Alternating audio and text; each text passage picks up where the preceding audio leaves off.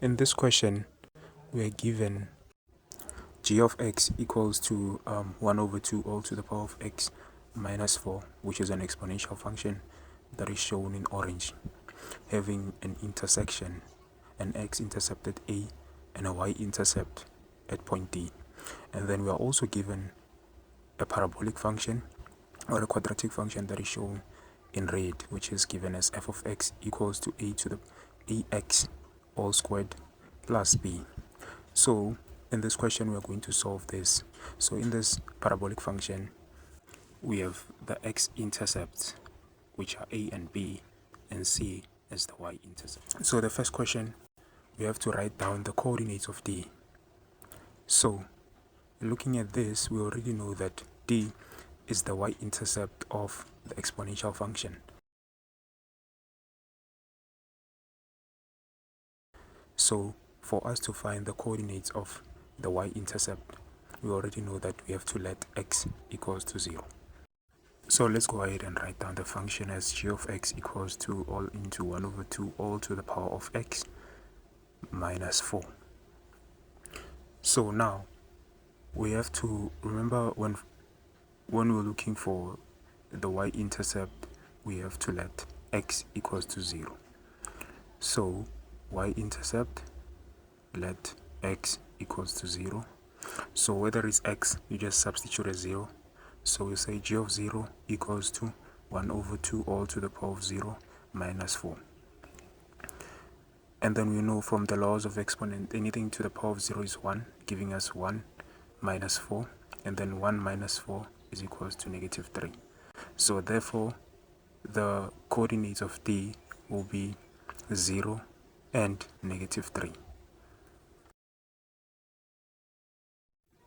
So the next question, we have to write down the range of G.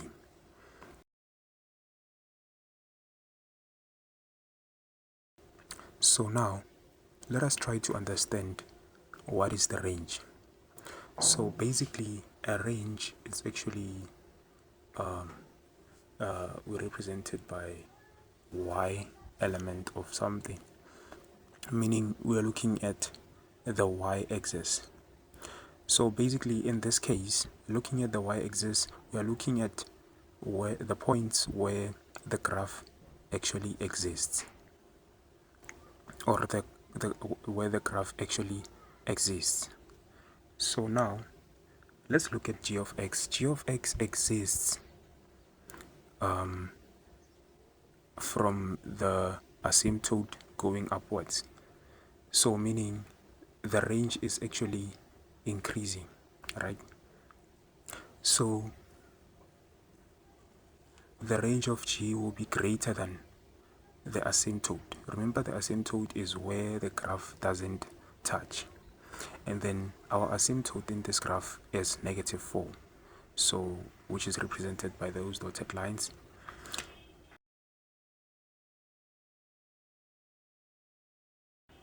Now, this implies that the range of this function will be greater than negative 4.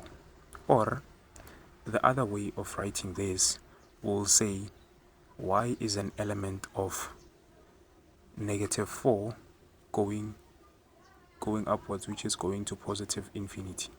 And then negative 4 is actually not included because the graph doesn't touch there.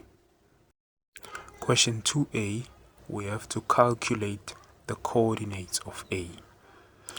So looking at A is actually the x-intercept of G and also the x-intercept of F. So in this case, we are going to use g of x because it's the only function that it's easy to use. So solving for this, we already know that we have two methods here. So method 2, I would like to discuss it on part 2 of this video. So just stay tuned because it's very interesting and it's very tricky. So you better battle up for part 2 because part 2 is not part of the syllabus, but basically it's maths, so you have to know this. So going back to the concept, let's look at method 1. method 1, we're going to use the function g of x, and we already know that a is the x-intercept, where we have to let y equals to 0. So it's the x-intercept of g. So now let's look at the function g of x equals to 1 over 2 all to the power of x minus 4. So remember, we let y equals to 0, so we'll say 0 equals to 1 over 2 all to the power of x minus 4. So now we're solving for x, we'll take the negative 4 to the left hand side, giving us 4 equals to 1 over 2 all to the power of x. So now, looking at the laws of indices or the laws of exponents, we already know that if you're given 1 over a, we can rewrite 1 over a as a to the power of negative 1. So now we'll rewrite 1 over 2 as 2 to the power of negative 1 all to the power of x equals to 4. So now x will multiply the negative 1, giving us 2 to the power of negative 1 times x, and then we'll try and change 4. We'll know that 2 to the power of 2 is the same as 4. We'll rewrite that as 2 to the power of 2. And then we have the same basis. We bring down the exponents. The exponents are 2 equals to negative 1 times x. So now negative 1 times x is equals to negative x. We divide by negative 1 both sides. And therefore, x is equals to negative 2. This implies that the coordinates of a will be negative 2 and 0. Now, since we know that the coordinates of a are negative 2 and 0, this implies that the coordinates of b will be positive 2 and 0, because of the symmetry. It's the axis of symmetry, it's at y equals to 0. We know that from the origin to point A and from the origin to point B, the 2 points are divided equally. Now let's take a look at question 2b. In this question, we have to calculate the values of a and b. So we have method 1 and method 2. So in method 1, we will be using the simultaneous method. So what do I mean by the simultaneous method? So I'll be using the points E, which are 1 and 3, and the coordinates of A, which are negative 2 and 0. And I will substitute them simultaneously on the function f of x equals to ax squared plus b. So let's go ahead and put those coordinates that we're going to use. A as negative 2 and 0, and then the point E, which is 1 and 3. And then mind you, we are going to use the function f of x equals to ax squared plus b. So now remember the coordinates of A. We have x, we have the x and the y coordinate, and also at E we also have the x and the y coordinate. So in this case, in A, our y is 0 and our x is negative 2, giving us 0 equals 2 into negative 2 all squared plus b. And then now solving for b, or simplifying, a times 4 gives us 4a plus b equals to 0, and then we're going to transpose the 4a to the left hand side, giving us b equals to negative 4. So now this is our equation 1.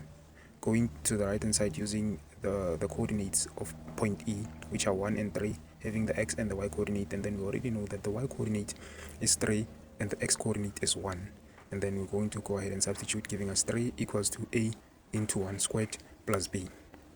This implies that 3 is equals to a plus b, and then we already know what is b, so our b is equals to negative 4.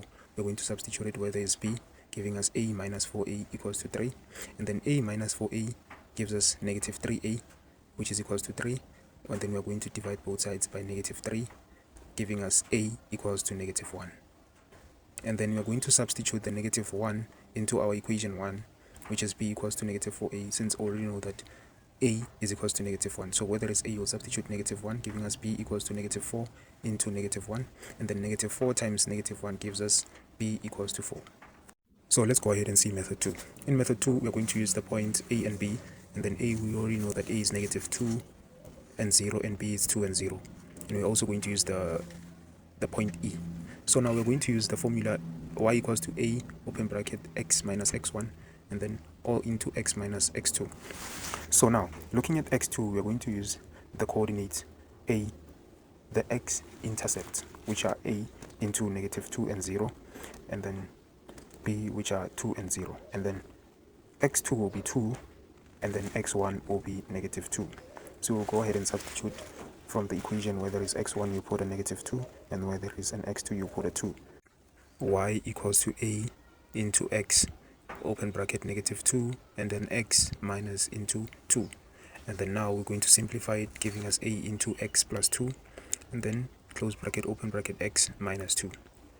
And then we're going to use the for method. X times x gives us x squared, and then x times -2 gives us -2x, and then 2 times x gives us positive 2x, and then plus 2 times -2 gives us -4, and then all into a, which is equals to y, and then we already know that -2x and plus 2x cancels each other, giving us x squared minus 4.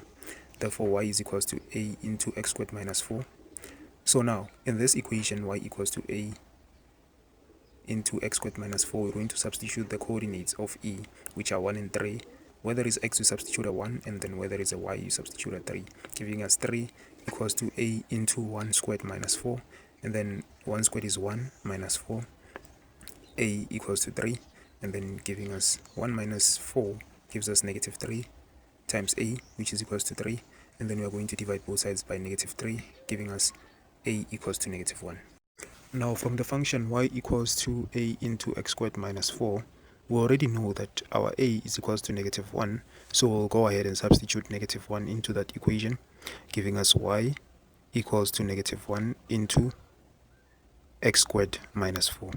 So simplifying the brackets, the -1 will multiply whatever that is inside the brackets, giving us -x squared minus 4. So in the form f of x equals to ax squared plus b, we already know that a is equals to -1, therefore our b will be equals to 4. Now, looking at question 3a, we have to determine the length of CD. So looking at C is the y-intercept of f of x. So now, we already know that f of x, we already calculated a and b on f of x. So finding c, which is the y-intercept, we have to let x equals to 0. So now we already know that f of x is equals to -x squared plus 4. So now using f of x equals to -x squared plus 4, we substitute x equals to 0. So f of 0 is equals to negative into 0 squared plus 4. Therefore f of 0 is equals to 4. Therefore the coordinates of c will be 0 and 4. So now let's go ahead and put those coordinates 0 and 4. So now determining the length of CD. So it's the maximum minus the minimum value of the y-axis. So now it's going to be y2 minus y1. So therefore CD will be equals to y2, y of c minus y of d, which is equals to 4 minus into -3, which is equals to 7 units. Now let's take a look at question 3b. So now in this question, we are supposed to determine the equation of a straight line passing through A and B and D. So now let's go ahead and draw that straight line passing through A and D. Since we already know that the coordinates of A are -2 and 0, and the coordinates of D are 0 and -3, so we'll go ahead and draw that straight line passing through A and D. Remember, the equation of a straight line is given by the equation y equals to mx plus c.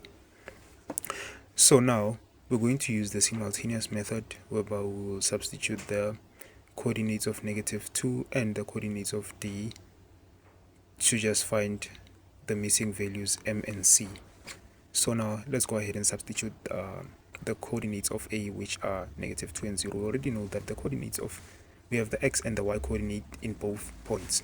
So now using A, which is -2 and 0, our x is equals to -2, and then our y is 0. So we'll substitute it there, giving us 0 equals to m into -2 plus c. And then solving for c, we'll take the -2m to the left hand side, giving us c equals to 2m.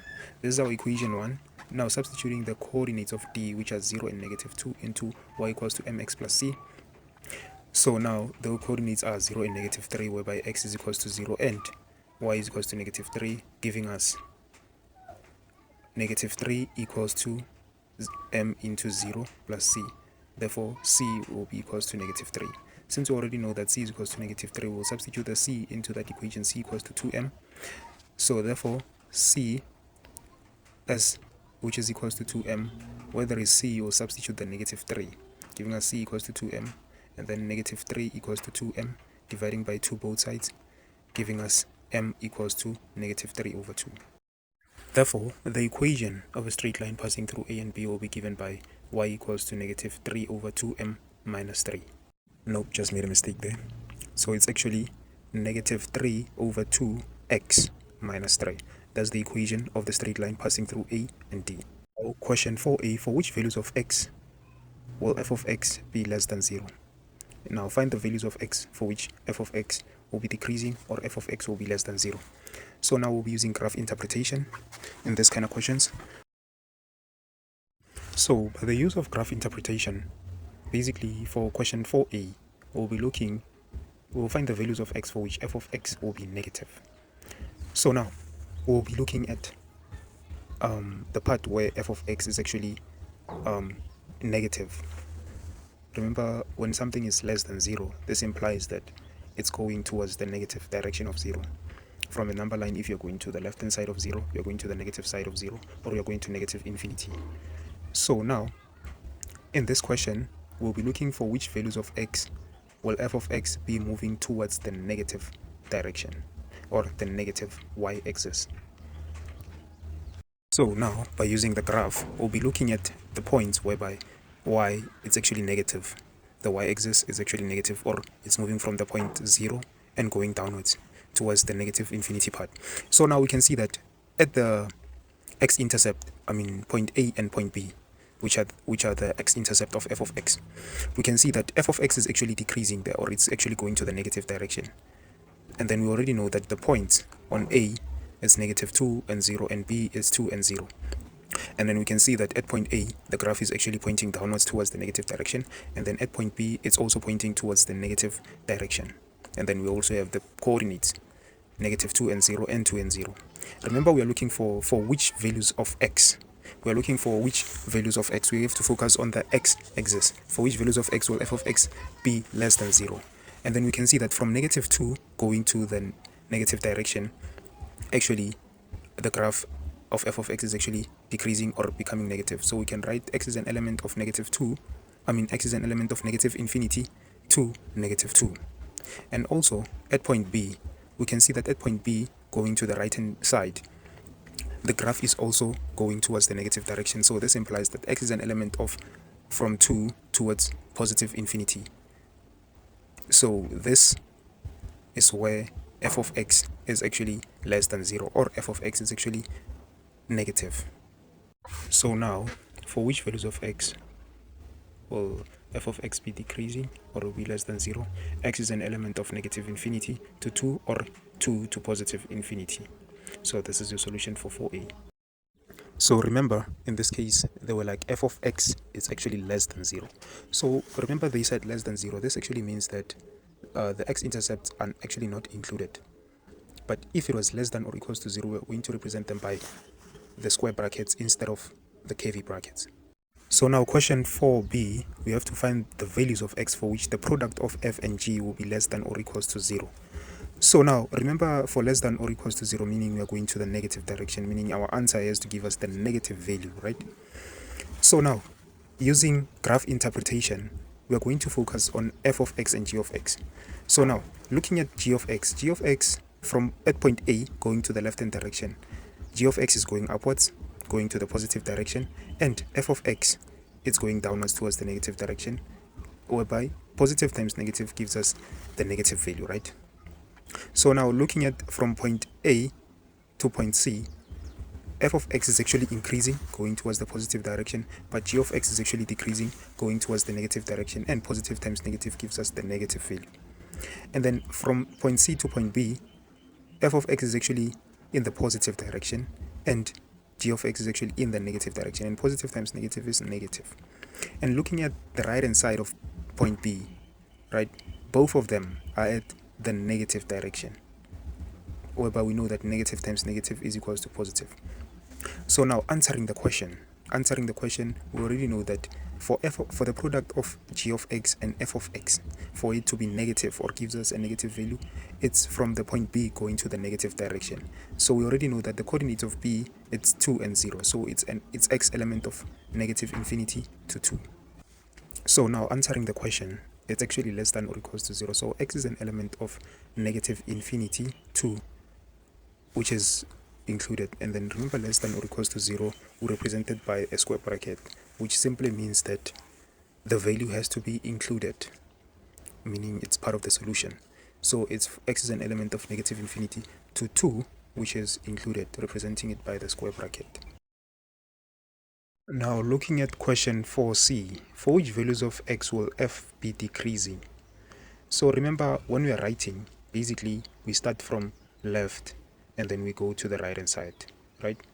The same thing applies when it comes to drawing a graph. We start from left and then going to the right hand side.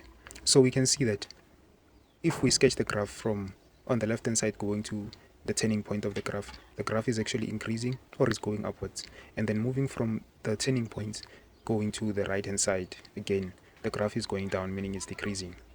So this implies that for which values of x will f of x be decreasing? Its x is an element of 0 to positive infinity.